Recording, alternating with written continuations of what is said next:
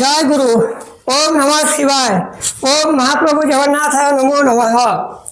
তাহলে আমার আমার করে থাকা ভিডিওগুলো দেখাদেখির গুরুজনেরা বা আমার লেখালেখি বইগুলো পড়ে থাকা আপনাদের গুরুজন দিগকে আমার মহাকর্মকটি সম প্রণাম এবং ছোট দিগকে আমার স্নেহ ও ভালোবাসা জানিয়ে আমি যে এর পূর্বে একটি আমারই এই স্বপ্ন ঘেরা রজনী এই বই থেকে আমি প্রথম থেকে শুরু করে শেষ পর্যন্ত আমি এটি আপনাদের জন্য করব কয়েকটি ভিডিওর মধ্যে টুকরো টুকরো ভিডিওর মধ্যে আজের এই যে লাল লেখাগুলো বা এদিকে লেখাগুলোর সঙ্গে আজের ভিডিওর মধ্যে কোনো ভিডিওটার মধ্যে সম্পর্ক থাকবে না, কেবলমাত্র এই বইটি থেকে থাকবে যে স্বপ্ন ঘেরা রজনী লেখক নিমাইচন্দ্র প্রামাণিক অর্থাৎ আমি।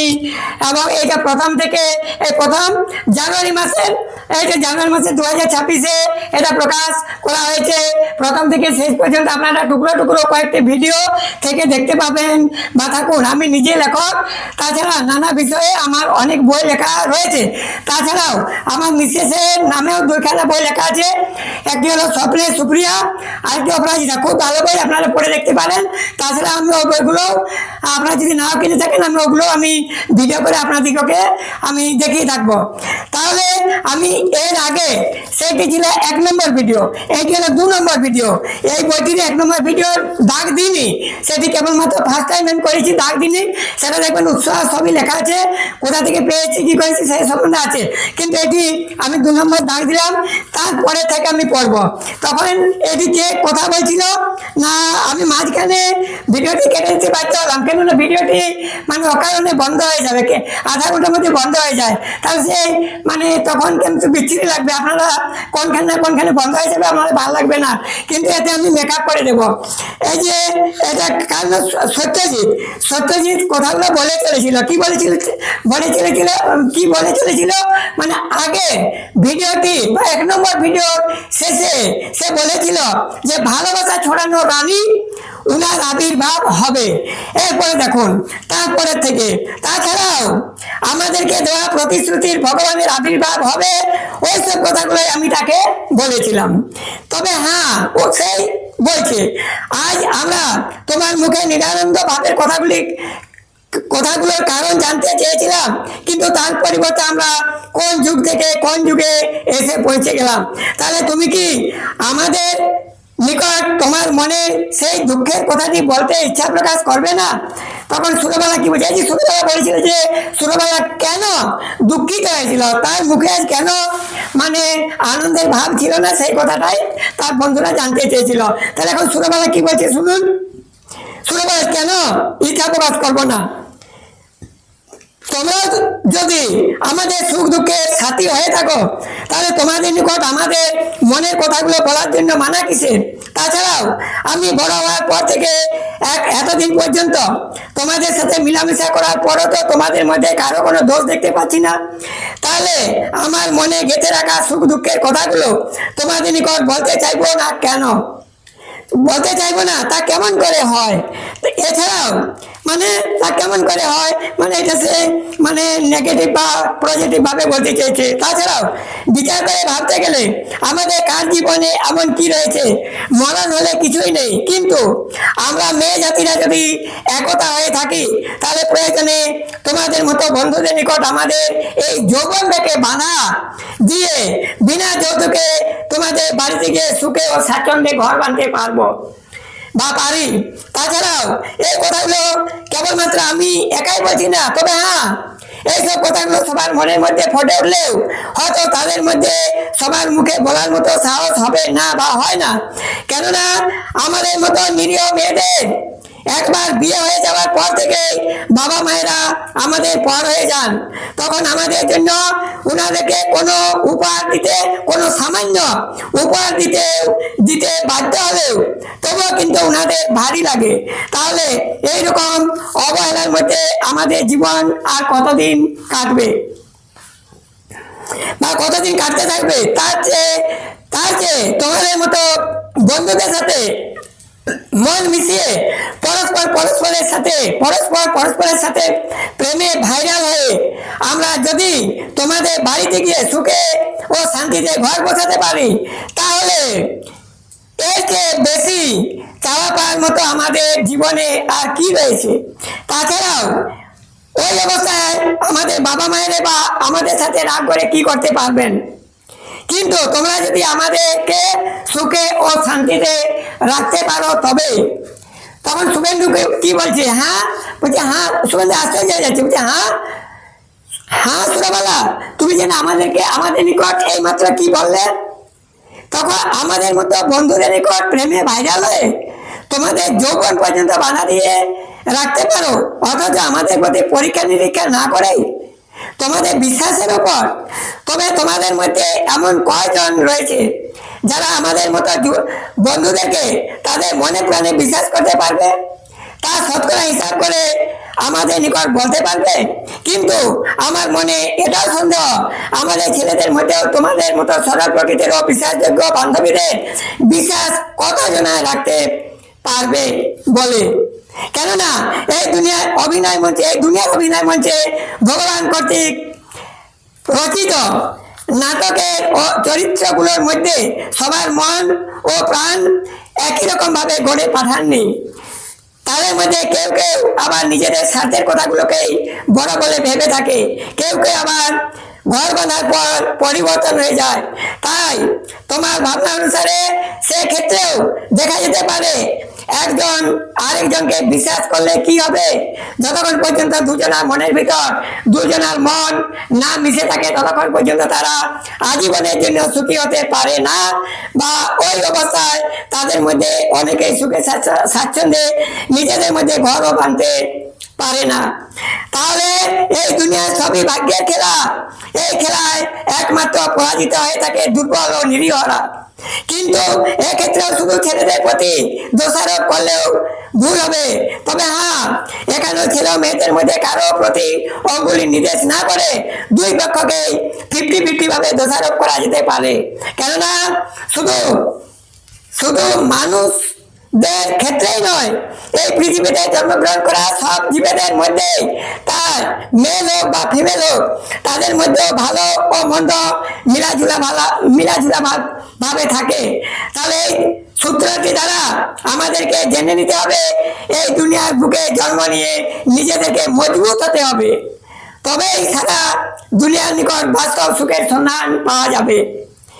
এছাড়াও আমাদের মধ্যে ছেলে মেয়েরা যেদিন এক হয়ে থাকতে পারবে, সেই দিন থেকে ভালো যুগটি আমাদের হাতে এসে অচিরেই ধরা দেবে। তার জন্য তুমি বিচলিত হয়ে পড়বে না। এই অবস্থায় তুমি হয়তো ভাবতে পারো এই দিনগুলো যতদিন পরে আসবে ততদিনে হয়তো আমাদের জীবনে কিছু নাও থাকতে পারে। তবে হ্যাঁ, তোমার মনের ভাবনাটা হয়তো অসত্য নয়, তবুও তুমি তার সাথে সাথে আরেকটা কোথাও ভেবে দেখো সুরবালা, মানুষ হতে হলে নিজেদের সুখ দুঃখের কথা ভাবা যায় না। অন্যদেরকে সুখ দিয়ে যেতে পারলে তারা নিজেদের জীবনকে সুখের বন্যায় ভাসিয়ে নিয়ে যেতে পারে। তাছাড়াও ওই অবস্থায় শহীদ হয়ে গেলে তা তো আর কোনো কথাই নয়। এই স্বপ্নঘেরা রজনী বই থেকে আমি পড়ছি, তখন এই বইটি এই বছর এই জানুয়ারি মাসে মানে প্রকাশ করা হয়েছে। আমার আরো অনেকগুলো বই এই জানুয়ারি মাসের মধ্যে আবার নতুন বই আসবে, এবং আমার পুরানো অনেকগুলো বই আছে, সেগুলো তো আমি করে চলেছি। আর আপনাদেরকে সব কথা আমি বলবো। তখন তাদের নাম ইতিহাসের পান্নায় পান্নায় সোনার অক্ষরে খোদাই হয়ে যায়। উনারাই তখন হয়ে ওঠেন চিরসুখী ও মহান। তাহলে আমার কথা মতো তোমরা কি তাদের সাথ দিতে পারবে সুরবালা? তখন সুরবালা কি বলছে, দেখো বন্ধুগণ, তোমরা যে কথাটা ভাবছো সেটা যে সম্পূর্ণ সত্য তা আমার মনের মধ্যেও অজানার কিছু নেই। তোমাদের এই ভাবনার কথাটা নিয়ে আমি তোমাদেরকে প্রমাণ সহ একখানা কাহিনীও শোনাতে পারি। তাই আমার বলা ওই কাহিনীটির মধ্যে সাথ দেওয়ার জন্য আর কেউ থাকুক বা না থাকুক, কিন্তু আমি তো রয়েছি। তারপর থেকে দেখতে পাবে আমাকে সাথ দেওয়ার জন্য আরো কত আমার মতো বান্ধবীরা বর্ষার আগমনের আশায় জন্ম নিয়ে থাকা কমজোরি উড়ন্ত পতঙ্গের মতো প্রেমাগুণে জ্বলে পড়ে সবার জন্য মরার জন্য এগিয়ে আসবে, তাদের জীবন বিসর্জন দেওয়ার জন্য। এবং তারাও একথা বলে থাকবে, আমাদের জীবনে যা ঘটে গেল তা আমাদের জানিতেই ঘটে গেল।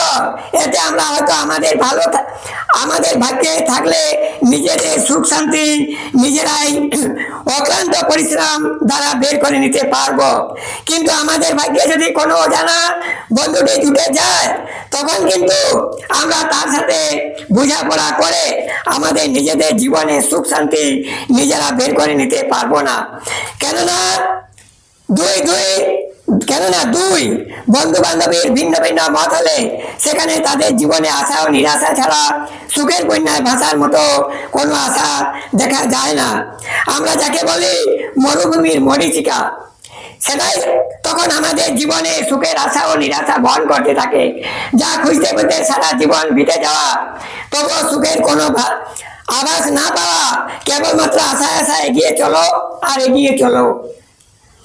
অর্থাৎ তখন সেই মরীচিকা আমাদের মতো তৃষ্ণার্ত জীবদের কেবলমাত্র আভাস দিয়ে বলতে থাকে, তৃষ্ণার্ত অবস্থায় তোমাদের যতক্ষণ জীবন থাকবে ততক্ষণ পর্যন্ত তোমরা আমাদের নিকট জলের সন্ধান পাবে না।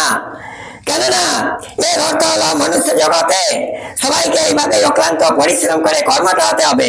কারণ জীব জগতে সৃষ্টিকর্তা ভগবানেরও সাধ্য থাকে না একই জন্মে একই সঙ্গে সবাইকে জীবনে তৃপ্তিবোধ বা মনের শান্তি বা মনের সমস্ত আশা পূরণ করে দিতে পারবে বলে। যেহেতু তোমাদের জীবনে পাওয়া যাওয়া শেষ থাকে না, বা মনুষ্য জীবনে পাওয়া যাওয়া শেষ থাকে না, কেননা আমরা শৌখিন, মানব জীবন শৌখিন, তাদের খাদ্যই সবকিছু নয়। তারা বলছে নট বাই ব্রেড অ্যালোন, আমাদের খাদ্যই সবকিছু নয়, আমাদের সব সাথের জন্য অনেক কিছু চাই। তাহলে তাদের লোভ বাড়বেই তো, তাদের টাকা পয়সা অনেক চাই, কিন্তু পশু পক্ষীদের নয়। তারা বলছে আমাদের খাদ্যই সবকিছু, আমরা সামান্য খাদ্য বলে আমরা সন্তুষ্ট, তারপর আমরা বিশ্রাম করব। সেই জন্য এই কথাটি বলা হয়েছে। তবে কিন্তু তোমাদেরকে নিজেদের মনোবল নিয়ে এগিয়ে চলতে হবে। এই অবস্থায় তোমরা যদি ক্লান্ত বসে পড়বে, তাহলে তোমাদের জীবনের ভবিষ্যৎ রাস্তা খুঁজে পাবে কেমন করে? এছাড়াও তোমরা তোমাদের মন থেকে আরেকটা কথা ভেবে দেখো। মরীচিকা বলছে, সুখম আপতিতম সেব্যম দুঃখম আপতিতম তথা চক্রবৎ পরিবর্তনতে সুখানিশ্চ দুঃখানিশ্চ। অর্থাৎ সুখ দুঃখ, এই শব্দ দুঃখ প্রতিটি জীবের অন্তরে চাখার ন্যায় স্থানের পরিবর্তনের জায়গায় জীবনেরও প্রতি মুহূর্তে পরিবর্তন হয়ে থাকে। তাহলে তোমাদের জীবনে এই দুইটি শব্দকে সমাধানে গ্রহণ করে নিতে হবে।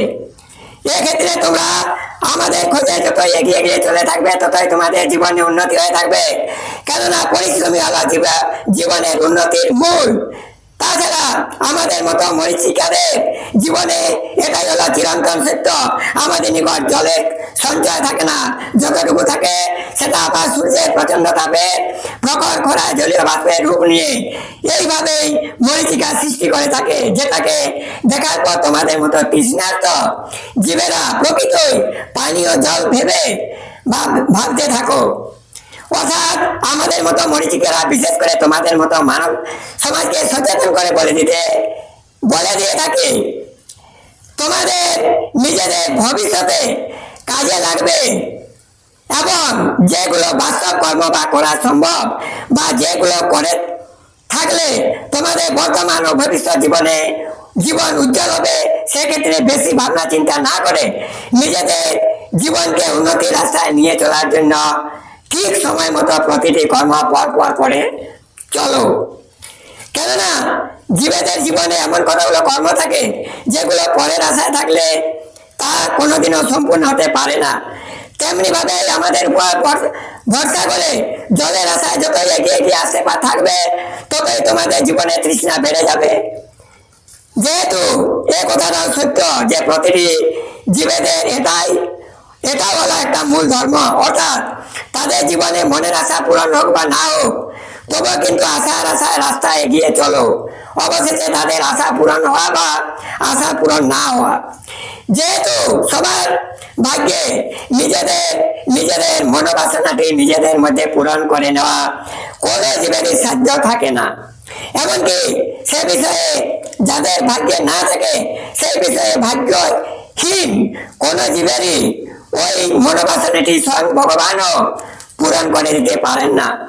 এছাড়াও মানুষ সমাজের মধ্যে একটা কথা ভাবতে গেলে সন্দেহটা পরিষ্কার জানা যাবে বা পরিস্ফুট হয়ে আসবে, পরিষ্কার হয়ে যাবে। প্রতিটি দেশের মতো এই দেশকেও স্বাধীন করার জন্য কতই না মহান মহান তরুণ তরুণীরা মেতে উঠেছিলেন উনাদের জীবনের বিনিময়ে দেশের স্বাধীনতা পাওয়ার আশায়। তাছাড়াও জাতির জন্য গান্ধীজিও তো এইভাবে আমাদের মরীচিকার মতোই উনার চোখে আশা ও নিরাশা দেখতে দেখতে দেশবাসী সবাইকে উদ্দেশ্য করে বলেছিলেন, আমরা মরীচিকা দেশের মানুষ, আমাদের জীবনে হার গলায় পড়ে বসে থাকলে হবে না। তাহলে মরীচিকা পার হয়ে জলের সন্ধানে এগিয়ে চলো আর এগিয়ে চলো। অর্থাৎ আমার সাথে সাথ দিয়ে সবাই একই সুরে বলো, হয় করেঙ্গে নয় মরেঙ্গে। তার সাথে সাথ দিতে গিয়ে উনার অনুগামীরা বলেছিলেন, তবু মরীচিকা পার হয়ে জলের খোঁজ করেঙ্গে। এইসব কথাগুলো মরীচিকা আমাদের জন্য সতর্ক বাণী করে বলে দিয়েছিলেন। তাছাড়াও এই বিষয়ে আমাদের নিজেদেরকে আরো কিছু সন্ধান করে দেখলে সব বিষয়ের কথা ভালোভাবে জানা যাবে। তার জন্য এই লেখকেরই লেখা সাহারার মরীচিকা বা মানে অশ্রু জলের অগ্নিবন্যা, এই সাহারার মরীচিকাটি আমি পরিবর্তন করে অশ্রু জলের অগ্নিবন্যা সেটির নাম দিয়েছি। বইখানা পড়ে দেখতে হবে। তাহলে মরীচিকার কথা মতো আমরা যদি নিজেদের কর্ম সফল করার জন্য এগিয়ে এগিয়ে চলতে থাকি, ওই অবস্থা আমাদের মধ্যে কারো কারো জীবনে যে ভালো সাথে মন্দ হতে পারে না সে কথা বলা যাবে না, কিন্তু অনিবার্যের কথা বলাও যাবে না। কেননা এমনটি বলে দিলে আধুনিক যুগে কেউ চন্দ্রে সূর্যে বা অন্যান্য গ্রহগুলোতে যাওয়ার জন্য সন্দেহ করতে পারেন। এই কথাটাই মাথায় রেখে ভাবা, কারণ আধুনিক যুগে যেখানে মহৎ কর্ম করা হয় সেখানেও ভয়ের কারণও কম নয়। তার মানে যেখানে লোভ সেখানেই ডর বা ভয়। তাছাড়া আমাদের মধ্যে এ কথাটা কেউ অস্বীকার করতে পারবে না, যেখানে লোভ থাকে সেখানে ভয়ও থাকে। তাহলে শেষের ভাবনাগুলোর মধ্যে আমাদের বড়দের কপালে যাদের জীবনে ওইসব ভাবনাগুলো ঘটে গেছে, কিন্তু ওই ভাবনাগুলো যেন আমাদের ছোট্ট ছোট্ট ভাই ভগ্নীদের বা বন্ধু বান্ধবদের জীবনে না ঘটে থাকে। কেননা ওই পরিস্থিতিতে সংসারে প্রতিদিন ভাঙা গোড়া যুদ্ধ চলতে থাকে বলে দিনের পর দিন ওইসব সংসারে অর্থেরও অভাব দেখা দিয়ে থাকে। তাহলে সুখ চাইলে তারা পাবে কোথা থেকে? কেননা জীবেদের জীবন তো স্থায়ী নয়, কেবলমাত্র কয়েকটা দিনের জন্য। দেখো শুভেন্দু, আমি আবার তোমাকে কোথা থেকে কোথায় নিয়ে এলাম। তুমি তো কেবলমাত্র আমার মনে নিরানন্দের কথাটাই জানতে চেয়েছিলে, অথচ তোমাকে আমি সাহারার মরুভূমিতে নিয়ে চলে এলাম। এরপরেও কি তুমি আমার মনে নিরানন্দের কথাটা শুনতে চাও না? চাইবে না? তবে শুনো, এটা বলছি যে শুনো। তবে আমার জীবনে আজ আমার চোখের সামনে একটা দুর্ঘটনা ঘটে গেল, যা আমি আমার জীবন সারা ভুলার চেষ্টা করলেও আর কোনো দিনের জন্য ভুলতে পারবো না। সেই কথাটার জন্যই আজ আমার মনটা একটু উতুলপাল হয়ে চলেছে। তাছাড়া সেই কথাটা তোমরাও শোনার পর তোমাদের মনকেও আর স্থির রাখতে পারবে না। সেই বিষয়ে চিন্তা করতে করতে আমিও মনে মনে ভাবছি, আমাদের মেয়েগুলো জন্ম নিয়ে আমাদের জীবন এইভাবে আর কতদিন কেটে যাবে। তাহলে এর জন্য কি কোনো প্রতিকার নেই? তখন সত্যজিৎ কি বলছে, আচ্ছা ছোটবেলা তুমি কি আমাদেরকে এমন কোনো সমস্যার কথা বলতে পারবে এই দুনিয়ায় সেরকম কোনো সমস্যা এসে পৌঁছেছে যার জন্য কোনো প্রতিকার নাও হয়েছে? কিন্তু এমনটি হলে তো আমরা এই পৃথিবীর মধ্যে বেঁচে থাকতে পারতাম না। তার জন্য তো আমাদের এই ধরিত্রী মাতার বুকে বারবার করে যতবারই সমস্যা এসে পৌঁছে যায় ততবারই আবার সেই সমস্যার সমাধানের জন্য ভগবান কর্তৃক আমাদের পৃথিবী পৃষ্ঠে কোনো না কোনো অবতারকে পাঠিয়ে দিয়ে থাকেন। তবুও কিন্তু তোমার মনের বাসনায় বা ভাবনায় সেই সমস্যাগুলোর মধ্যে প্রকৃত দোষ যে কার তা সঠিকভাবে আমাদেরকে প্রমাণ করে দেখিয়ে দিতে হবে। তবে সেই সমস্যার সমাধান হতে পারবে, নয়তো নির্দোষীকে বিনা কারণে সাজা ভুগতে হতে পারে। তাছাড়া তোমারও তো জানা নেই, তুমি রাম, তুমি কৃষ্ণ, আর তুমি পূর্বের কয়েক যুগের ভগবান। ইতি কাজল কাহিনীর মধ্যে রাবণের মতো কোনো এক রক্তবীজ ধারণকারী রাক্ষসকে, অর্থাৎ যার এক বুঁদ রক্ত মাটিতে পড়লে তার থেকে সহস্র কোটি রাক্ষসের জন্ম হয়েছে, কিন্তু তার মতো মায়াবী রাক্ষসকেও দমন করার জন্য এই পৃথিবী পৃষ্ঠে ভগবান কর্তৃক এক মহান পুরুষকে প্রেরণ করেছিলেন।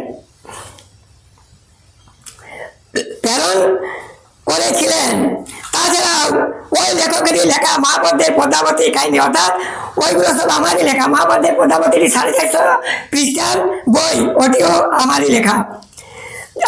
আমার নিকট বহুত বই আছে, অনেকে কিনে নিয়ে যায়, কিন্তু আপনাদের মতো সবার তো আমার নিকট আসা সম্ভব নয়। তাই www.boitoi.in এসবে আপনার মোবাইল দ্বারা আপনাদের বাড়ি পর্যন্ত আপনারা আমার বইগুলো নিয়ে আসতে পারেন। বলছে কাহিনীর মধ্যে অরুণ বাবুর মেয়ে বা শুভজিৎ বাবুর ভগ্নী পায়েলের কথা একবার ভেবে দেখো ছোটবেলা। তিনি মা দুর্গার বেশ ধারণ করে একই সাথে 49 জন ঠাকুর দলবলদের এমন অবস্থা করে দিয়েছিলেন, তাতে মল্লযুদ্ধের শান্তি যেন কোনো নদীতে জাল ফেলে ধরে নিয়ে আসা বড় বড় মাছেদের বিছিয়ে রাখার মতো তাদের অবস্থা হয়ে পড়েছিল। এছাড়াও তোমার কি অজানা রয়েছে ছোটবেলা স্বপ্নের সুপ্রিয়া উপন্যাসে ডক্টর শ্যামলী কিভাবে তার শত্রুর প্রতি বদলা নিয়েছে? এটি আমার বিশেষের লেখা, স্বপ্নের সুপ্রিয়া আমার বিশেষের নামে লেখা আছে। তবেই তো তিনি আবারও উনার ছোট্টবেলাকার সাথী শামসুন্দরের সাথে সুখে স্বাচ্ছন্দ্যে শেষ জীবনখানা কাটাতে পেরেছিলেন। তাছাড়া ওই লেখিকারই লেখা, অর্থাৎ আমার বিশেষের লেখা সুমিত্রা প্রামাণিকের অপরাজিতা উপন্যাসে অপরাজিতা মেনকা নাম ধারণ করে তার বাবা ও মায়ের হত্যাকারীদের কিভাবে বদলা নিয়েছিল, সে কথা হয়তো তুমি জেনে থাকবে। তাহলে এই ভিডিওটিও আমি আর বেশি বড় করব না, এটি আমি এইখানেই শেষ করে দেব, কেননা আমার ভিডিওটি বন্ধ হয়ে যেতে পারে। আর বন্ধ হয়ে গেলে আপনাদের শুনতে ভালো লাগবে না। তাহলে আমি এই ভিডিওটি এইখানে শেষ করলাম, এবং তারপর থেকে আমি যে খণ্ডটি বা 3 নম্বর খণ্ডটি আমি জুড়বো, আমি এখানে মেকআপ করে দেবো। তাহলে এই ভিডিওটি আমি এখনের মতো আপনাদেরকে বা গুরুজনদেরকে আমার মা বর্গকে সময় প্রণাম জানিয়ে বলতে চাইছি, আপনারা ভালো থাকুন বা বিনোদনে থাকুন, এবং ছেলে মেয়েদের দিগকে প্রতিদিন নিয়মিত স্কুলে পাঠান, এবং প্রয়োজন হলে আমার প্রাথমিক বিদ্যালয়ের জন্য যে ভিডিওগুলি আপনাদের মোবাইলে ছেড়েছি, সেগুলো আপনারা আপনাদের ছেলে মেয়েদেরকে আপনাদের মোবাইল খুলে দেখিয়ে দিতে পারেন। আমার আশা যে তাতে তারা নিজেরাই নিজেদের আলো দেখিয়ে পথ ধরে উপরে যেতে পারবে বা উঁচু ক্লাসে যেতে পারবে। তাহলে আমি ভিডিওটি এখানে রাখছি, আবার একটি ভিডিও নিয়ে আসছি।